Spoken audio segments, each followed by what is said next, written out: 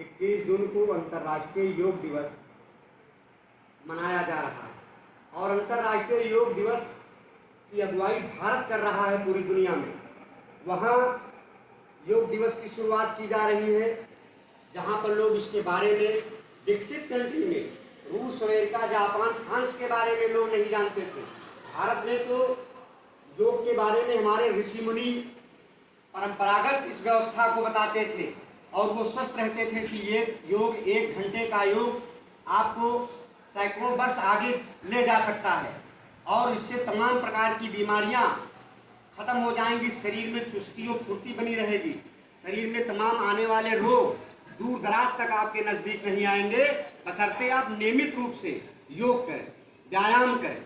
ये योग और व्यायाम से शरीर का ऐसा कोई अंग नहीं है जिसको उसका लाभ न मिले और शरीर के अंदर चुस्ती, फुर्ती, सारी चीज़ केवल योग के बदौलत है। आज हमारे ग्रामीण भारत में सबसे पहले लोग बहुत सारे काम करते थे, खेती है, किसानी है, पशुपालन है, तब भी शरीर का व्यायाम होता था।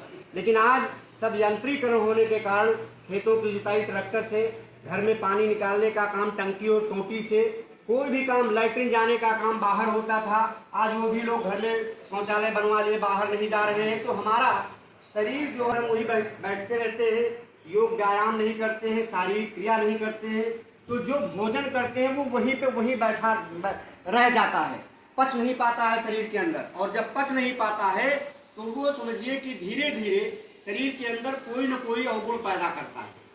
इसलिए अंतर्राष्ट्रीय योग दिवस के अवसर पर हमारे भारत के प्रधानमंत्री माननीय नरेंद्र मोदी जी, योग गुरु रामदेव बाबा जी और तमाम श्री रविशंकर महाराज जी, श्री रविशंकर महाराज जी और तमाम ऐसे साधु संत सन्यासी, तमाम ऐसे योगपीठ हैं जो लोगों को योग के बारे में बताते हैं, जिससे हमारी दिनचर्या, चुस्ती, फुर्ती और शरीर और मस्तिष्क फ्रेश और ताज़ा रहे।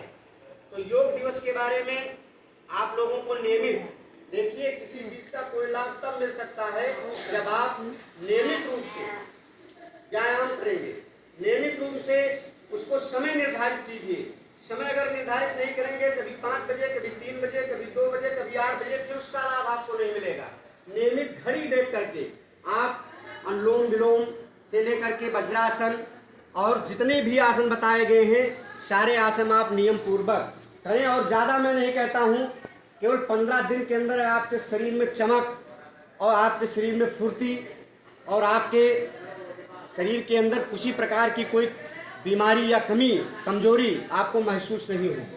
मोदी जी 1 घंटा योग करते हैं और हमारे भारत के प्राइम मिनिस्टर माननीय मोदी जी और उत्तर प्रदेश के मुख्यमंत्री योगी जी, ये डेली 1 घंटा योगासन करते हैं अपने घर पर और योग करने के बाद वो उसको एक अपनी दैनिक क्रिया में शामिल किए हुए हैं कि हमको इसको डेली करना है, हर हालत में करना है।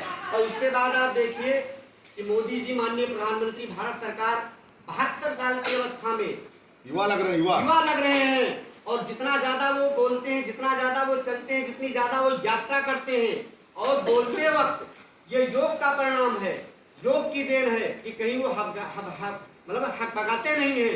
एक दिन में 25 रैली, एक दिन के अंदर 25 रैली करना।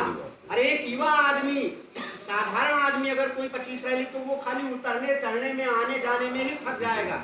लेकिन माननीय प्रधानमंत्री जी को किसी प्रकार की कोई हरास और थकावट, कोई बीमारी उनको नहीं है और न कोई प्रकार की बीमारी है।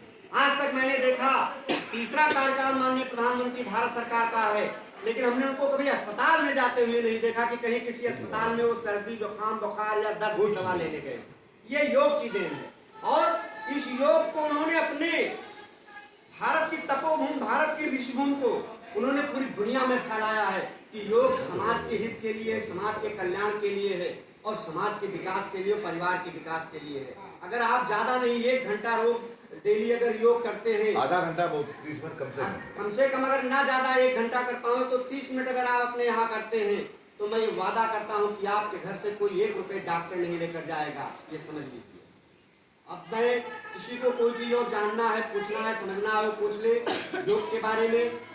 और यही हमारी भारत सरकार से जो आया है, संदेश आया है, गांव, गरीब, किसान, मजदूर और भारत के पूरे देश के लिए, पूरी दुनिया के लिए कि योग को हम अपनी ये संतों की देन है, महात्माओं की देन है, इसको हम जीवित रखें और अपने को स्वस्थ रखें। जय हिंद, जय भारत। आपको इस नारा लगाएंगे 21 जून योग दिवस, 21 जून योग दिवस। बोलो, वीडियो बन